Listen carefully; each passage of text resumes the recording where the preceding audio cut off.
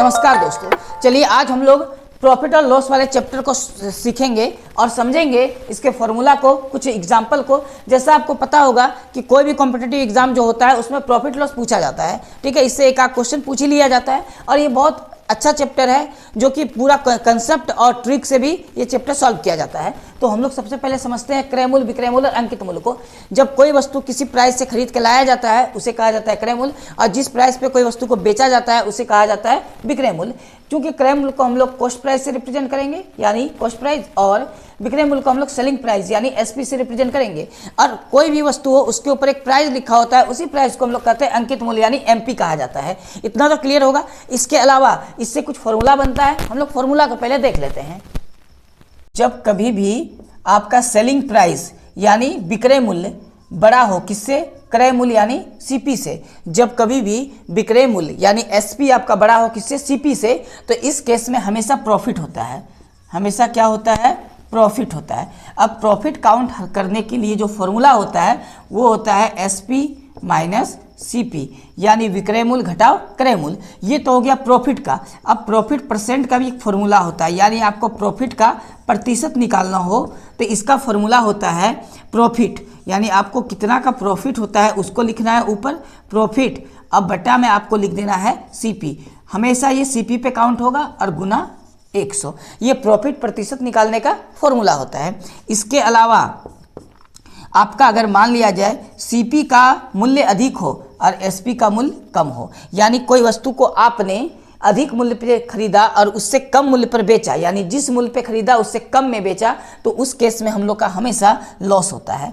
तो देखिए, तो लॉस कब होता है, जब सीपी बड़ा हो और एसपी छोटा हो, तो इससे लॉस कहते हैं। और लॉस का फॉर्मूला होता है सीपी माइनस एसपी, यानी सीपी को एसपी से माइनस करने पर हम लोग को क्या मिलता है, लॉस मिलता है।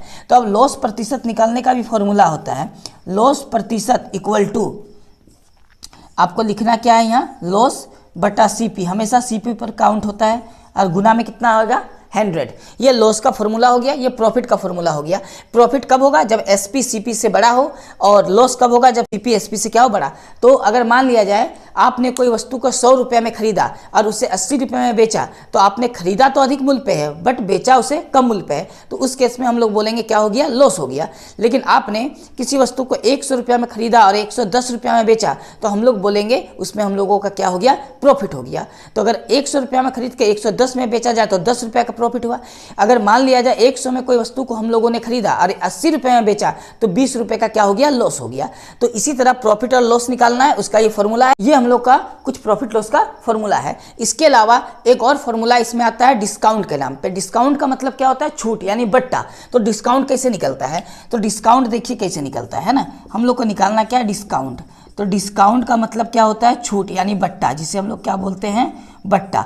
तो बट्टा भी सीख लेते हैं। बट्टा हमेशा अंकित मूल्य पे काउंट किया जाता है। तो बट्टा निकालने का जो फॉर्मूला होता है वो होता है बट्टा यानी डिस्काउंट बराबर अंकित मूल्य।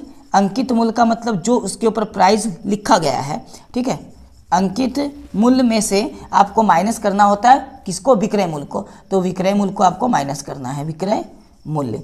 अंकित मूल्य से अगर विक्रय मूल्य को माइनस करेंगे तो वो क्या मिलेगा, बट्टा यानी छूट मिलेगा।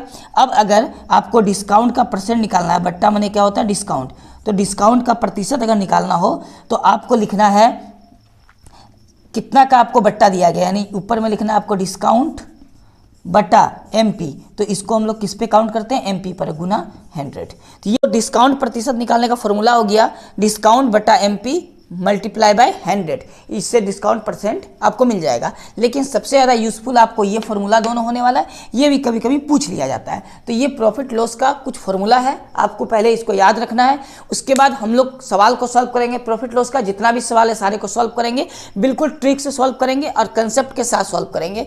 कुछ ही सेकेंडों में सारे सवाल सॉल्व हो जाएंगे, ठीक है। तो चलिए हम लोग मिलते हैं अगले वीडियो में क्वेश्चन के साथ सीधे। आज हम लोगों का ये फॉर्मूला था, अब नेक्स्ट वीडियो में हम लोग क्वेश्चन को सीधा सॉल्व करेंगे प्रॉफिट और लॉस का, ठीक है। चलिए तो मिलते हैं अगले वीडियो में, तब तक आपका बहुत बहुत धन्यवाद।